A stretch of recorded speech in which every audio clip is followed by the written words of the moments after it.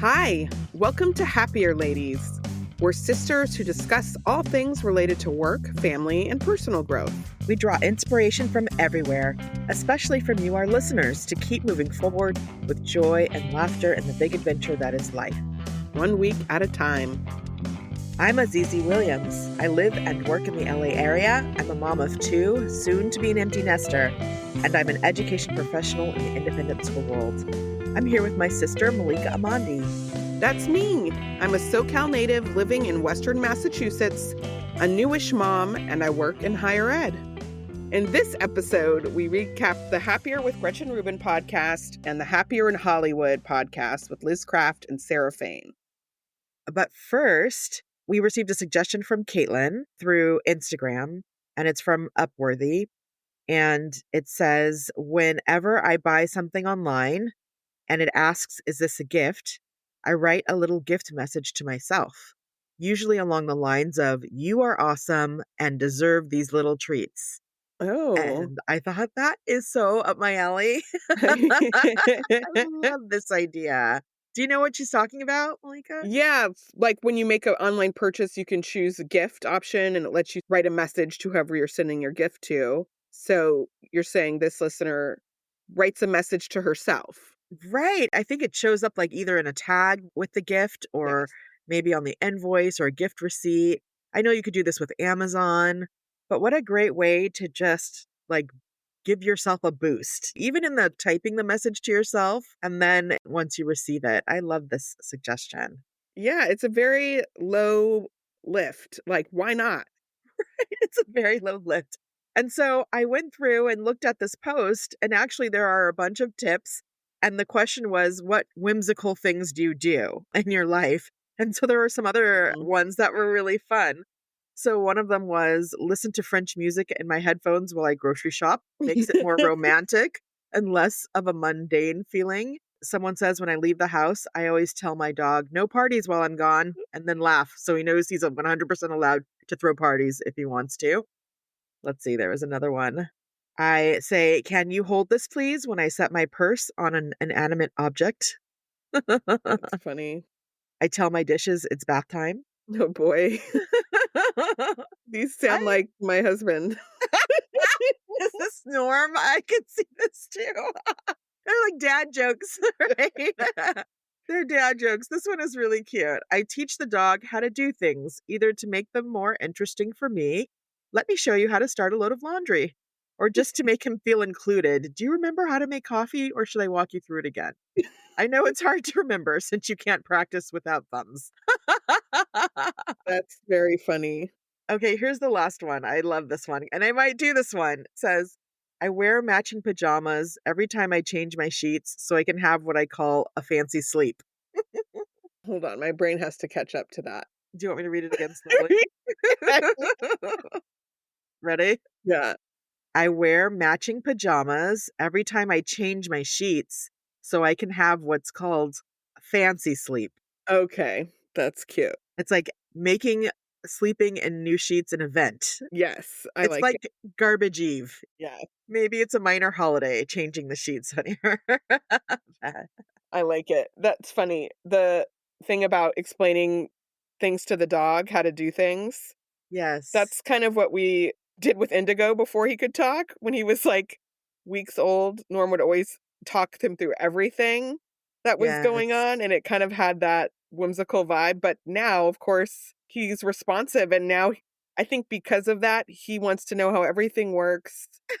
And he's always, anytime he sees a vent or a fan, like it's exciting and fun. But I think that's where it comes from because we're always explaining things to him in great detail. Yes, explaining things to your pet reminds me of talking to a baby.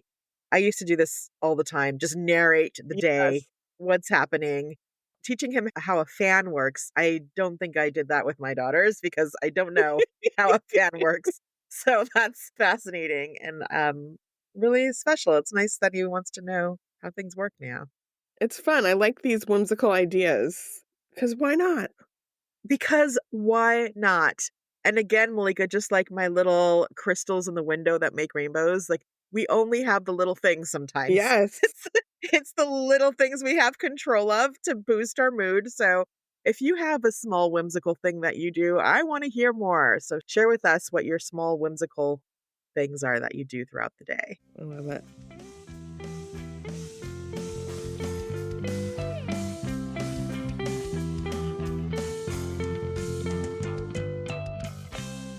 Malika, what happened on Happier in Hollywood? Recently on Happier in Hollywood, episode 408, Sarah and Liz discuss all things related to career transitions with Laverne McKinnon, and they talk about setting a high bar in their writing practice.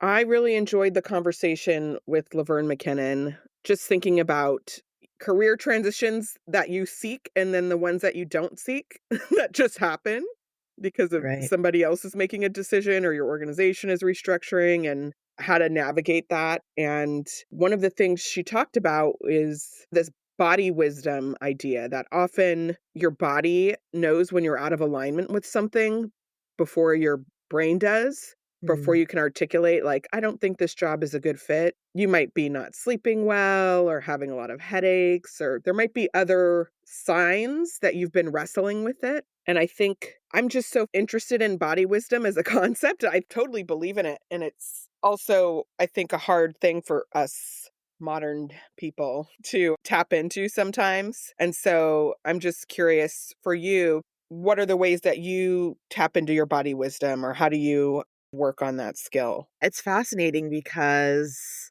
I think sometimes it takes me a long time to understand how I feel about something. Hmm. You know, something will happen, something negative will happen, and I don't exactly know how I feel, or just something happens. And then it takes me a few days, and sometimes I'm like, wait a minute, Right. I'm upset about that thing, or that thing shouldn't have happened. And so I find that journaling helps me. Hmm. And I talk about this all the time. I have a journaling practice. I do it weekly at minimum. And certainly if something hard happens, and it just helps me to process. I have to process in that way. I guess there's like a little bit of distance there. And then in the reading it and through the writing it, I sort of understand, okay, this is how I'm feeling. And I begin to problem solve Hmm. then. Yeah. What about you?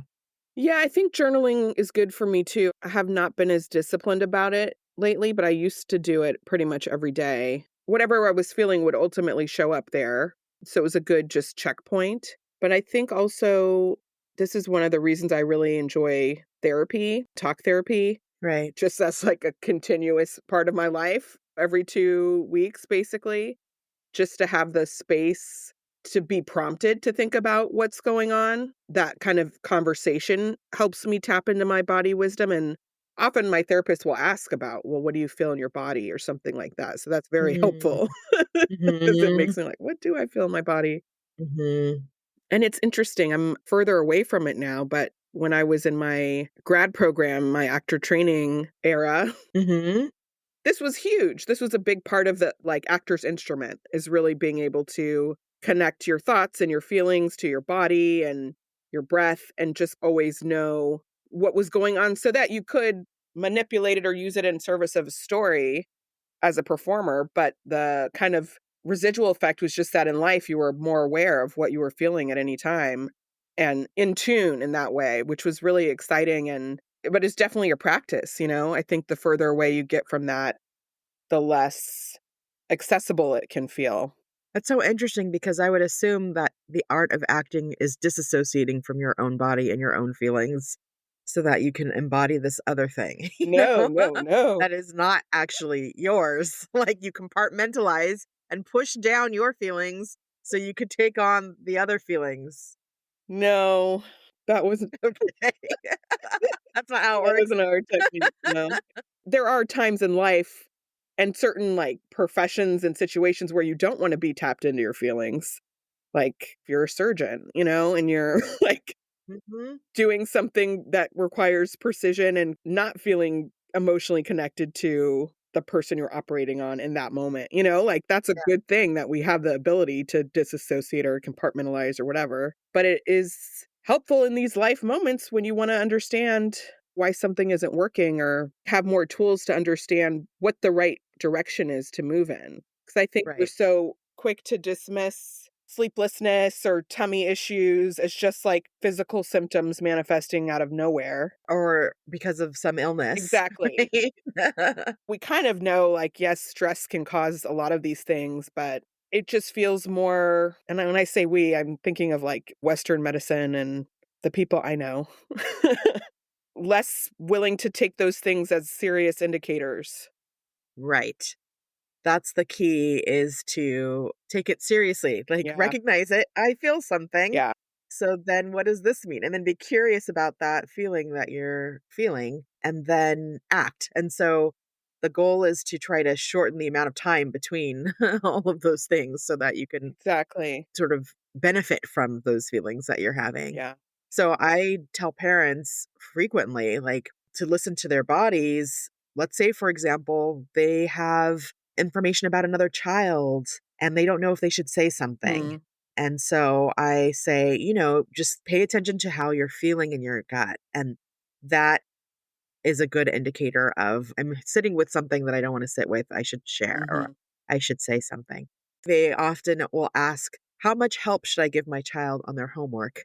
And I say, well, you should check in with yourself as you're helping your child, and you're going to have a feeling of, oh, this is too far. Maybe I need to pull back a little bit, and you should listen to that. So there are these circumstances where there's not a right answer Mhm. necessarily, or there's no one there to tell you this is how you should feel, and those are the moments that you should kind of check in and see, yeah, how are you feeling? Yeah. It's a good conversation to have. Feelings. Feelings. They also discussed in a later segment the concept of setting a high bar in your work. So, for them as writers, setting a high bar means thinking ahead, like, what do we want to see in this scene? This exciting television scene, what would we want to see? And then shooting for that instead of just kind of getting low hanging fruit, what would be easy to convey, or I don't know, just going with what is set up already. Mhm. For you, what does setting a high bar look like? Yes, so I'm a big fan of what's called backward design planning, and I may have talked about this before, but the basic idea is when you're planning curriculum at school, you should think about the end first. What is it that you want children to know, and what questions do you want them to be able to answer? And then you go backward from there and plan all of your lessons, activities, field trips, projects with that goal in mind.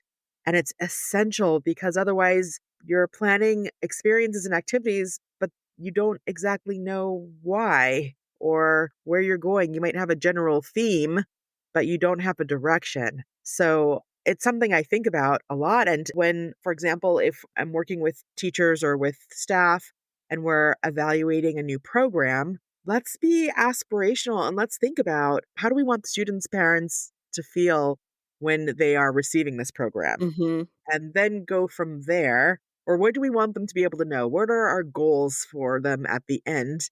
And then how are we building this program so that we can get there? Yeah, I like to be very aspirational. So I'll say, like, at the end of this, we have a world renowned program, you know? Everybody laughs. But that's good. It's good to be aspirational in certain instances. But at the very least, it's good to agree on where are we going before you Yes. start all the work and the planning. Yeah, I feel like I've learned some of this from you, some of the resources you shared with me. There was one course by a group called Bright Morning Facilitation that was, you invited me to do this with you. It was a workshop about facilitation, Mhm. which is like so That was the meta, best, but wasn't it? we loved it. But there was a whole checklist of, like, kind of along the lines you're saying, of imagining what will people be able to do, say, or feel after this experience. And I love trying to apply that to anything that I'm creating because it is that aspirational. Like, if this is going to be a transformational workshop, what is the transformation I imagine? Right. And then how do we move towards that? But I think this is also setting a high bar your personal life. I was reminded of going on vacation, this practice that Mm. I have that I think I've talked about here. Your vacation practice? My Like vacation practice, Yes. of like asking my husband Norm kind of, okay, what 3 words do you want to embody in this vacation? Like, what are your intentions? And we each come up with 3 words. It's good as a way of just getting on the same page or understanding like what he wants to experience and what I want to experience. It is a bit extra. It's like you're already going on the vacation, like Right. you need to set an intention. But I think like, yeah, like why not? Because Mhm. we know sometimes you go on vacation and it's not good or there's mishaps and that can really get you down. But it feels like having this high bar of like, well, what is it that I actually wanted to experience in this time? It becomes like a compass. Right. I love this because my instinct is to say, what do you want to do? Right? Mm, So I start with what are the activities? What do we want to do? So I can make my checklist and try to figure out how to get everything in. But if I say, yeah, what's your intention? How do you want to feel? Again, back to the feelings, that's a shorthand also, because then you can think about priorities yeah. or you could think about, oh, we're in very different places as far as what we want from this trip. How are we going to navigate that? Maybe I want fun and adventure and you want relaxation and quiet, Right. and so then we can talk about that. It's a point of departure. Yeah, I like this. It's funny because I often tell myself to lower the bar Mm. in a lot of areas in life. Yes, yes, Kind of like the conversation we had. I think it was our last episode about sixes culture, right? yes. Like, so I do think there are times when it is helpful to just lower the bar when you need to get things done or not put so much pressure on yourself for a certain outcome. But it's good to know there are other times when you want Yeah. to have a high bar. And I can imagine these two ideas coming into play, let's say on a vacation, Yeah. especially if maybe food is not a priority. And so then you just want a 6 out of 10 the meal, but then the hike is the priority. And then you want to set a high bar for that. Right. So it's good to have balance and to think about these different strategies and when to apply them, the high Yeah. bar versus the sixes culture. You know. Let's take a break, and when we get back, we'll discuss happier.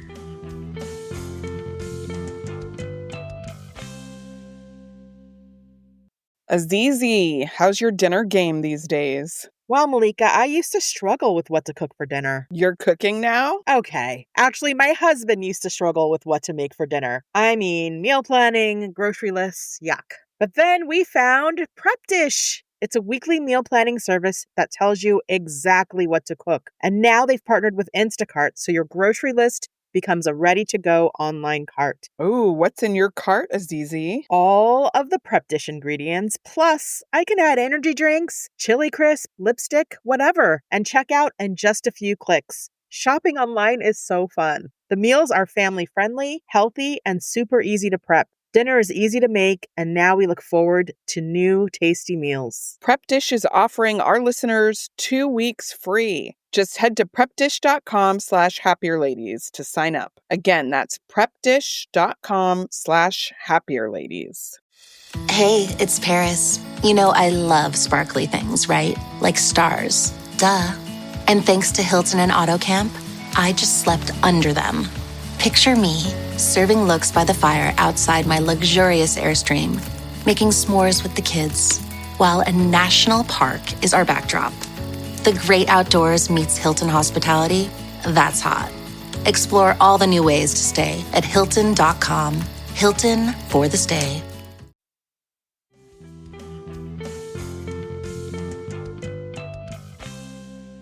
And we're back. Azizi, what happened recently on Happier? On More Happier, Gretchen and Liz discuss the resurgence of reading and the nuances of different types of drinking water. On episode 524, they cover the metaphor of a messy closet and a hack for dealing with difficult people. In episode 525, Gretchen gives an update on her puppy dilemma. So, Malika, do you think reading is having a comeback? Do you agree with their renaissance of reading comments? I do. I think I can't speak to the broader culture, but in my And life, what? You don't know what everyone is doing everywhere?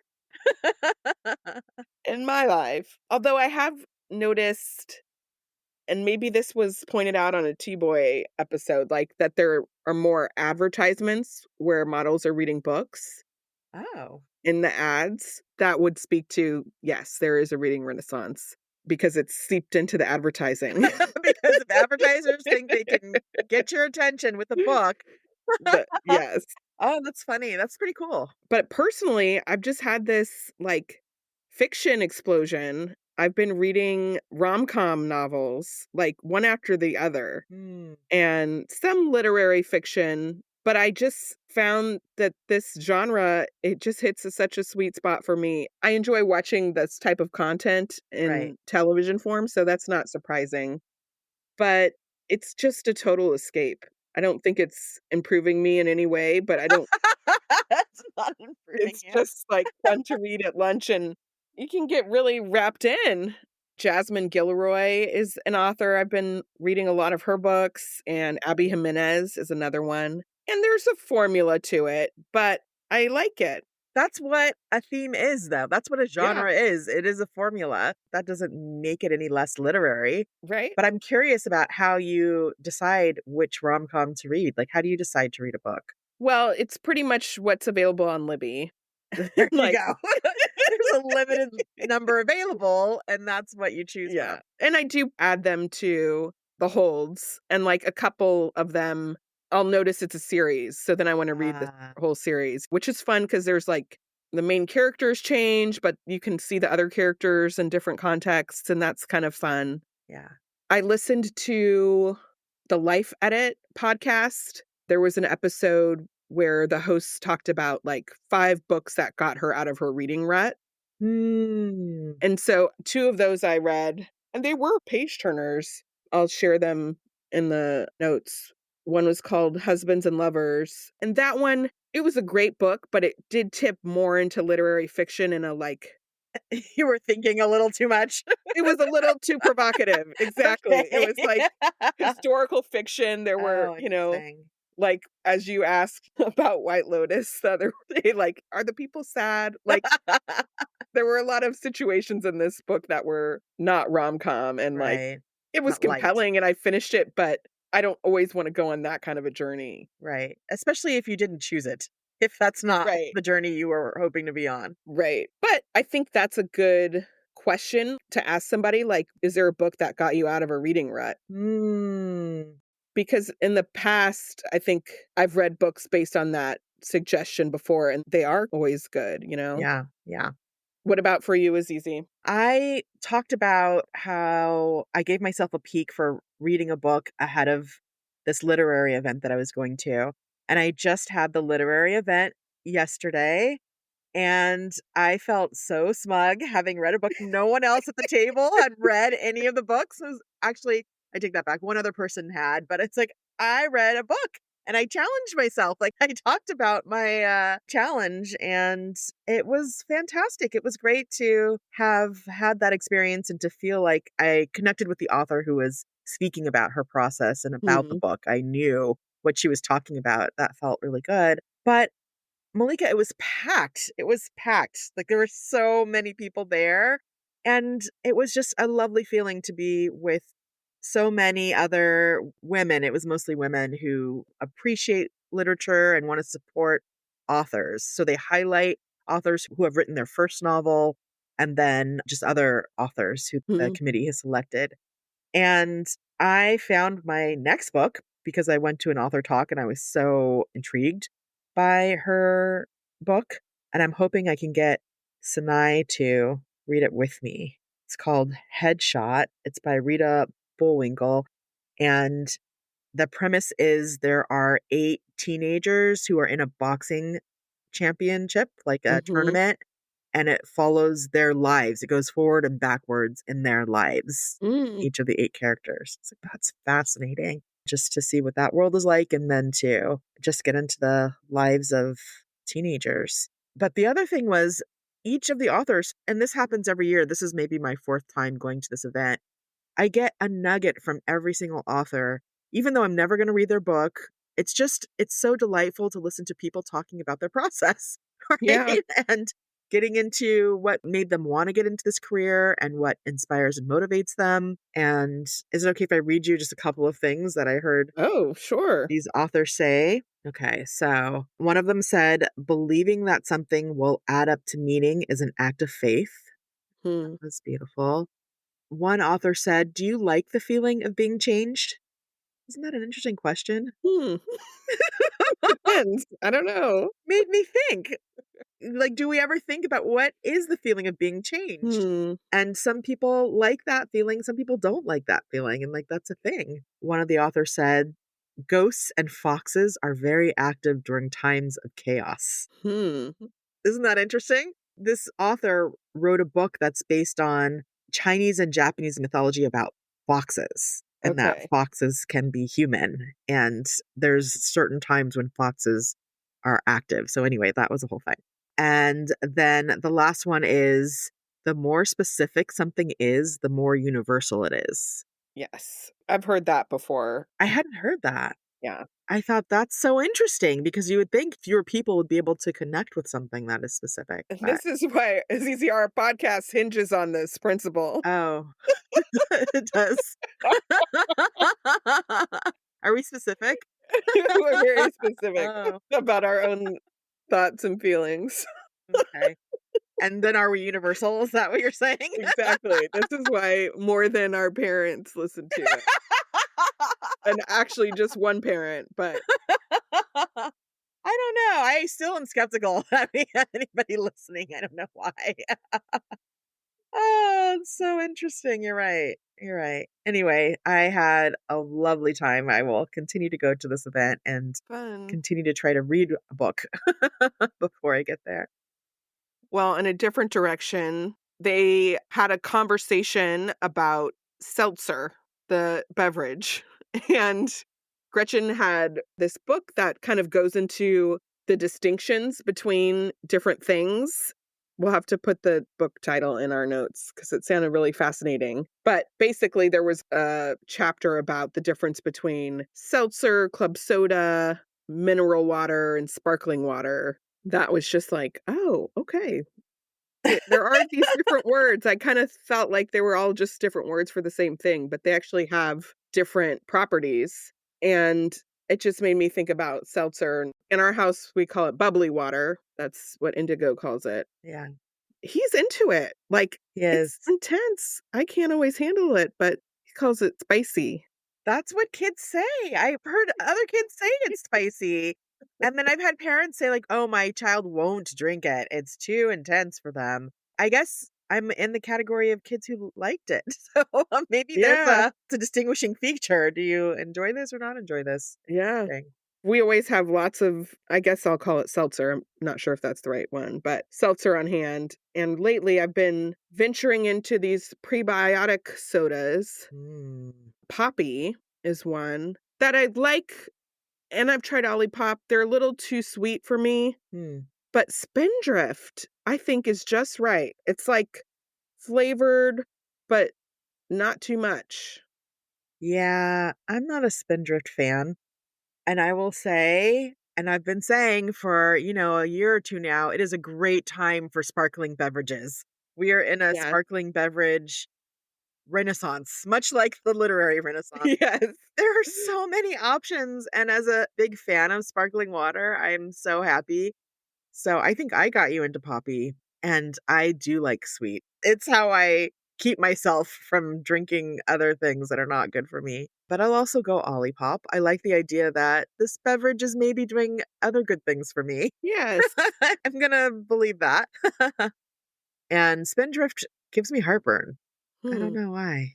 Well, don't drink it. I won't. It's a little bitter. Grayson loves it. Yeah. And actually, so does Sinai. A lot of people like it, but I don't like it. I like Waterloo. I think that's my sparkling water of choice. It's very, very bubbly. Mm. The more bubbly, the better. So at this point, I drink about 3 cans of something a day, and I wonder, is that a problem? I don't know. I mean, cut back? pretty benign. Are you having tummy issues or gas? No. Then I'd say go for it. I just kind of always have a can of something. I'm not a physician, but I say do it. Drink sparkling water. Thank you, Malika. That makes me feel better. That makes me feel better. I also love like a kombucha or tepache, Mm. but that is maybe a whole different category and segment. A lot of great things there too. There's a grocery store near us, the Co-op, that has just the biggest beverage refrigerator ever. Yes. And, like, they just have all of the options of everything, and it feels so luxurious to have lunch there and pick some kombucha or something with adaptogens, or they're Yes. just like, I Yes. don't like, what are these things? I don't know, but it feels so fancy and fun to just try. It's novel and it's like a little luxury that is $2.50 and you can have a better day because you had these adaptogens or fiber or prebiotics or something. I don't know. I love it. It maybe is a little ridiculous how many different the only other thing that's like that is yogurt. Like, Right. there are so many kinds of yogurt. Do we need this? But actually, I like it. I'm here for it. All right. So one of the things they talked about in this episode, Liz was invited to be in a fantasy league for Survivor, the reality show, which is one of her favorite shows. And she talked about what a fun experience it's been. And she's like meeting all these people and getting to live out this fantasy of kind of being on the show in a certain way. Right. I've never joined a fantasy league. I've never been invited to one also, to be fair. But what kind of fantasy league would you wanna be in, Azizi? Well, this is hard for me. I don't do a lot of competition or enjoy most of it, but British Baking Show comes to mind. That's That something would that be I fun. enjoy watching. I'd love to be invited to a British Baking Show fantasy league. Don't know how that would work, but I watch that show. And then I was thinking the Olympics. I love the Olympics. I guess it would only be every 2 years if you include the Winter Olympics or every 4 years, but that could be an epic fantasy league that I would love to participate in. What about you, Malika? So, in terms of reality shows, The Circle on Netflix is, like, the one kind of, well, I don't know what you call it, psychological competition show that I Ooh, watch. yikes. It's so much fun, Azizi. I think Mm, you would like it. no. I don't know, actually. I might. You know what? The thing is, I guarantee I'd be hooked, but I don't know if I would Right, enjoy it, you know? right. I think it's pretty fun. Okay.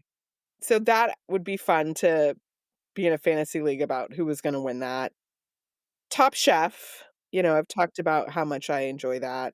And then lately, I've been into Formula 1 Really? because Norm and I have been watching Drive to Survive, Oh, a docuseries, and I think it just had its 6th season, wow. 6th or 7th season, I'm not sure, but I've watched at least 3 or 4 seasons. He's watched it from the beginning. But it's a great crossover show if you have a partner that's, like, into sports. Oh, crossover gender-wise? Like, got it. Yes, it covers a lot, and it's just really good storytelling, so you really get to know these drivers and the principals, the people who manage the team, and the politics, and it's really fascinating, and then you're going to all these locations where Mm. they have these races, which you would appreciate as easy. Do they show you the city, or are you just looking at track the whole time? No, you get to see a bit of the city. Oh, that's cool. 'Cause they're there for a few days getting ready for the race, so it's very well done. Hmm. The way that the show works, the season comes out after the actual Formula 1 season has ended. Ah, So I don't actually watch the Formula 1 season, but I right. feel like I get it later from the show. But I think it would be fun. I feel I'm ready now Oh. to You're excited, you're inspired to to actually make watch guesses. in real time the competitions? Yeah, and predict who's gonna win, or, like, I feel like I've noticed certain trends between different drivers and different teams. I don't know. I don't really know anything, but it would be fun to participate in something like that. Is it called a heat or a meet? What's it called, the race? It's called The It's a Race. race. Yeah. It's a race, and it's around a track. It's around a track. The tracks are all different, Uh, and so different cities have a reputation I for see. their track. Monaco, it's, like, really narrow. It's hard to Mm. pass. Mm. Vegas one, there's a lot of straight runs, so, like, could go super fast, and they drive rain or shine. Oh, wow. Like, whenever it rains, it's like everything is up in the air Oh, because wow. and some drivers do really well with that kind of pressure and, like, driving in the rain, and others kind of are more cautious, and it's fascinating. Malika, this is sounding really interesting. I think I might have to Watch tune it, in. Okay, watch all it. right, it's going on the list. It's gonna go on my media list because I like this idea of it being a little different every time and new challenges. And it's not like violent or there's not psychological pain inflicted. It's just right? It's just who Not really, drives the no. fastest. The stakes are high The because stakes are high, right? there's money on the line, and it is a dangerous sport, but it's come so far that even when they get into accidents, they're usually not. They're walking away from. Usually, that's the case, yeah. The cars are safer. I'm gonna add it to my list. I think it would be fun to see all the different colors of cars and the costumes they wear. Fashion might be part of it. Uniforms? Uniforms. Exactly. That's what I said. There is one driver, Lewis Hamilton, who's, like, huge British F1 driver, and he really like, the whole thing of the tunnel fashion, Yes. he is a fashion icon, and so it is fun to see what he wears. He's just, like, embodies cool and swag Oh, and I love this. Okay. very Even though classy, it's men's so fashion, which is not necessarily something I embrace, but I will get into this. That's very cool.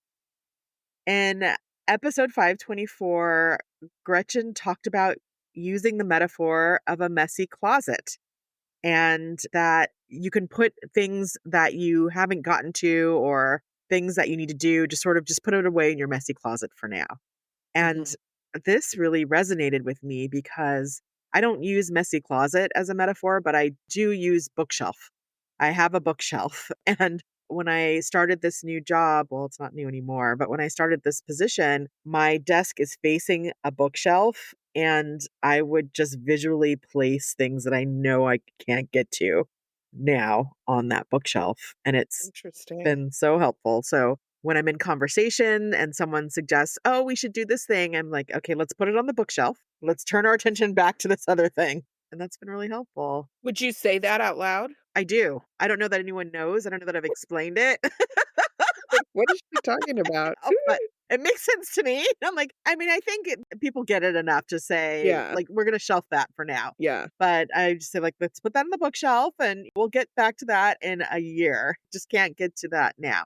Yeah, that feels really good. And I know when I'm taking something off the bookshelf, you know, Mm. and that feels really good. Like, we got to this thing that I had to shelve a while back, and that's exciting. We have, with our podcast process, a parking lot. Yes, that's the same idea, isn't it? Yeah, where ideas that we're thinking about but not ready for, we can kinda just put them there and know that they'll be parked. Yeah. I struggle with the messy closet because I struggle with the messy closet. Because you have an actual messy closet. I can't think of that without feeling all of the emotions I have around my own closet, Oh, yeah. but the parking lot feels clean. Well, yeah, when you want an imaginary place to put things, you want it to be organized. If we're just imagining, why not have it be a nice place? Gretchen also talked about the joy that she gets from, or maybe it was a specific experience she was talking about being on the subway and realizing that she was on the subway with a group of students on a field trip and being delighted watching the different roles of the teacher and the kids and keeping everyone on track with the program. And I have to say, in my work, this is one of my great joys is actually going on field trips. Like Mm, as an adult, I get to go on field trips and it's the best. It's the best. It's the best part of this job because just leaving campus, leaving school is so exciting and there's a different energy. Not that school's not exciting. School is very exciting. But there's a special energy of the like, oh, we're going to go someplace new and always the journey, how we get there, whether it's a bus or we're walking or it's a train. But I connected with Gretchen about this and excitement. that's fun. I can't think of the last time I took a field trip. I don't have a connection. You're like, this is not something I connect It's with. gonna come around again, I think, It as will Indigo come gets around older. again. You might Yeah. have a chance to chaperone. Now, I Yeah. will say that because I'm not a classroom teacher, it's not as stressful for me as it is for them. Yeah. So there is a certain amount of stress because you have to make sure, you're keeping up with everyone and everyone's on the same page. But getting to just tag along, that's the best. That's really special. That's fun. In episode 525, Gretchen talked about getting a puppy. And this is something she's been talking about for a long time. And now she's finally ready to get this puppy and bring it back home. And one of the things she talked about was that having this puppy, or maybe it was Liz who pointed it out, will make her kids want to come home and visit. And I Mm. thought, like, because I'm in the similar stage as Gretchen, I'm getting ready to be an empty nester. I was like, oh, is that what I should do to draw my kids back home? I need a puppy. Okay, check. Now I'm an adult who tries to think of ways to bring their children back home. That's the stage of life That's that I funny. am entering into. So that's noted. There might be a puppy in my future also. We'll see. I think you would be funny with a puppy. I would be funny. What does that mean? I don't know. Like, I think it would be really sweet and fun to see you with a puppy. Oh, Puppies are a lot. have you ever had a puppy? Yes, well, we had our puppy growing up. You were like 4 years old. I remember it. That was a long time ago, but you haven't had a puppy since then. No. But I think a puppy is like an adventure in a good way, but like it is consuming. Yeah. I have babysat puppies. I remember like watching, I think it was a cute little chocolate doodle, but might have been two of them that were just, this family had gotten them and they had this vacation planned. And so they couldn't cancel their plans, but they needed somebody to be with this puppy like 24/7 Wow. for a couple days. And it was just like being with like a baby. Uh-huh. It was licking the walls. It was just like all over the place, but it was fun. Yeah, well, I think I've said when I got Bo, when I rescued him, we thought he was 2 years old because that's what they told us when we rescued him.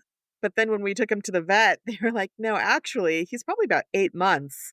What? Oh, pup. He was Yeah. a puppy. He was still very much a puppy. And so we did live through that. And it was shocking because it wasn't what we signed up for, but it was a lot of fun. It was a lot of fun. I mean, the girls were delighted. That was their first dog, was Bo.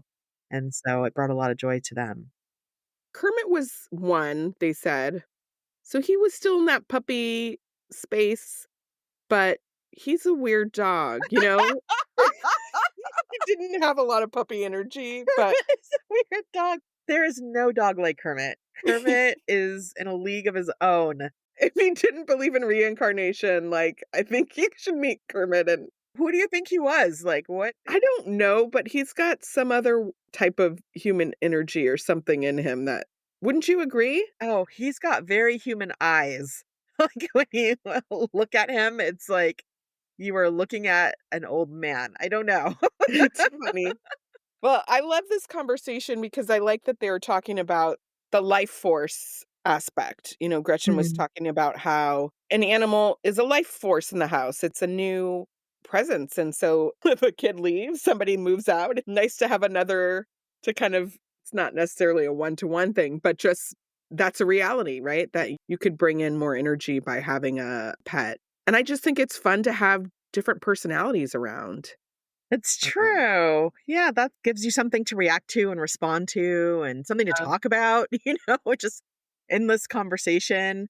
I love when Liz was talking about having 2 corgis because they interact with each other, and that helped her recognize the personality of each of them when there were 2 to compare yes. with each other. So, yeah, I agree. And Mommy and Daddy, once they got settled in their new apartment and they got their cat Snuggles back, that was exciting. And that was like, oh, now it's home, Yeah. Yeah. And your friend, Amin, got them plants to put in the house. And plants also add to that, right? That's a part of Plants life are also a force. life force. Yeah, absolutely. I would like to have a cat. Oh, you are a cat person, aren't you? Well, I'm a dog person too. I like animals. I like cats and dogs. Yeah. Just thinking back to Luna, I think you have Yeah. recently talked about how special Luna was in your life. It just feels like, yeah, I don't know. Cats are special in their own way. Mm-hmm. Um, but it would be fun to have a cat and a dog, Hmm. I think anyway. I tried once. It didn't work, Work but for you. there were some circumstances, like it was right at the beginning of the pandemic when I tried to bring my puppy dog and mature cat together and it didn't quite work. But I think if I brought a kitten in, that Yeah. might work if we were to go in that direction. Yeah, I agree. We're animal people. We are. Yeah. I can't imagine not having an animal. There have been periods where I haven't, but I was always waiting till when it felt right, where I could have one again. Did I tell you about the time when Ilea, who is such an animal person, my oldest daughter, and we were in an apartment where we couldn't have animals. And so I would just take her to PetSmart every weekend and we would just watch the animals at the doggy daycare. Mm. And I noticed they had a pet adoption there. And I asked them, she was 10 years old. I was like, would you let her just pretend to volunteer? And I'll stay in the store. But if you would just let her do some things, she would be so happy. And they were like, okay, sure. So every Saturday, I spent 2 hours just wandering around PetSmart while Ilea got to volunteer with the pet adoption. And of course, now she's pre-vet. That's Like, funny. this I is didn't her know life. that. Yes. She is definitely an animal person. That's sweet. All right, let's take a break. And when we come back, we'll share our peaks and valleys.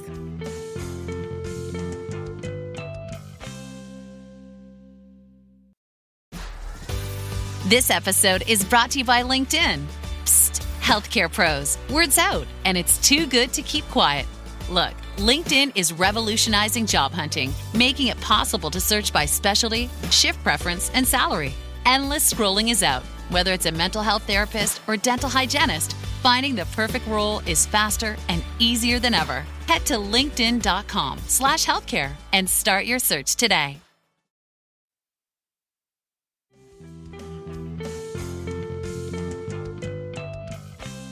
We're back with peaks and valleys because in life there are always peaks and valleys. This is an odd episode, so Malika is up first with a peak. All right, so my peak goes to my son, Indigo. We had kind of a tumultuous experience last weekend where he crawled out of the crib and fell. That is not the peak. I shouldn't laugh. I'm sorry. No, it wasn't funny, No. but he's fine. Yes. And it signaled to us he can't be in a crib anymore because that's one of the signals. Then they're climbing out. Yes. I think that's why I was laughing is because that's how you know when they can no longer be in the crib is when they fall out of the crib. Like, I think Exactly. this is just the only way to know. And then we also hadn't measured him in a long time because now, I mean, his doctor's appointments, he had one at age 2. The next one isn't until age 3. We're not constantly like, how tall is the baby? You know? Right. Yeah. But we're like, we should measure him because the instructions say you can't use this crib if the child is over 35 inches. And we measured him and he's 36 inches now. But how would you just track that? You're not just tracking his No, height exactly. every day to know when he hits 35 inches. Anyway, the peak is that we did transition to a big kid bed, just like a twin size bed. And I was really nervous about how he was going to handle this transition. We're going to have a sleep regression. And he loves it. And he's been doing great. And Wow. it has a guardrail. And, there's different things we're still figuring out and having to like help him understand about not jumping on at the bed and different Right. things. We might end up putting it on the floor, but it hasn't disrupted his sleep. Right. So that is a huge peak for him and his adaptability, that he's really up for going with things and is excited about it. He's staying in the bed. He's not just getting out because he can't. He's staying in the bed. Wow. That's amazing. Congratulations. Thank you. That's a big, big milestone. Yeah. What's your valley, Azizi? Well, it's weird. It's like the last few months I have been cosmically out of sync with my hairdresser. And Cosmically. that's the only way I can explain it. And like, it's been hard to find a time to have an appointment. And then when we do, either I'm running late or she's running late and we've had to cancel. And just yesterday, I had an appointment. I was ready for it. I was excited. It was a braid appointment, which is like a 5-hour appointment. It's kind of a long time. And I got there at 4. And just as I was pulling in, I get a text message from her. I left. Our appointment was at 3. which was an hour earlier, and now I've left. And I was like, wait, no, our appointment was at 4. Oh, I no. know we had different appointments written down in our calendars. Luckily, she was able to come back and I got the appointment, but I was just, we're just in a rut, right? It's just, I Wow. don't know how to describe it except we're just out of sync. And I believe it is temporary and we will get back in sync, but that's kind of a valley right now. You need a shared Google Calendar Can with I her. do that? Can Just I just her. say, hey, can we have a shared Google Calendar, you and me? No, Because we're kind probably of off. not, but it That's would help. not appropriate.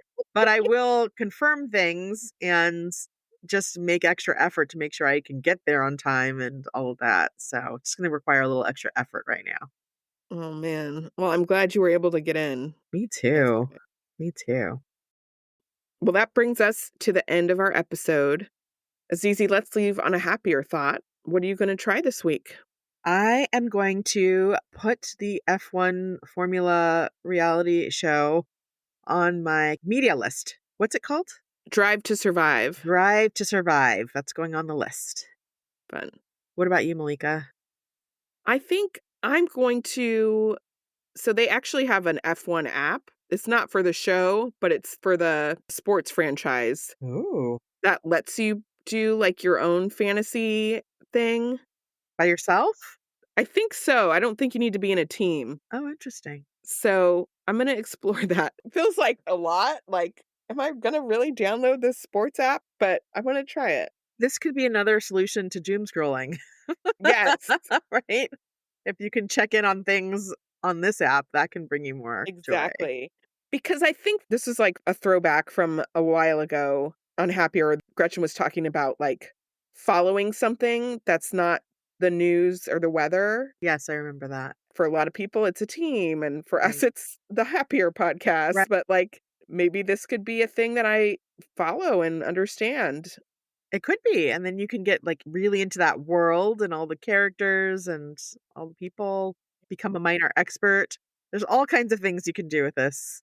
Who knows? Who knows? I encourage it. Well, thank you for listening to this episode. You can find our show notes in the episode description. If you like us, please rate, review, and tell a friend. And don't forget to follow us. Send us a message at happierladies@gmail.com. Our show was edited by Magnus Bjorgum, and our theme music was created by Wyatt Muncie. You can find us on Instagram at happierladies and on the web at happierladies.com.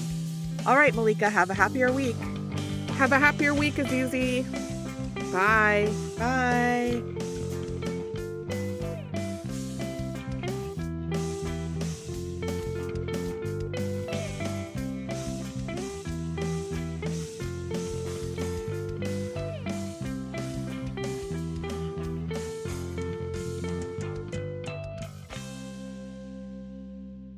Having a new pet, it really is like another presence in the house, Malika, my pet is making its presence known. making its presence in the house. Bo, you can't do that.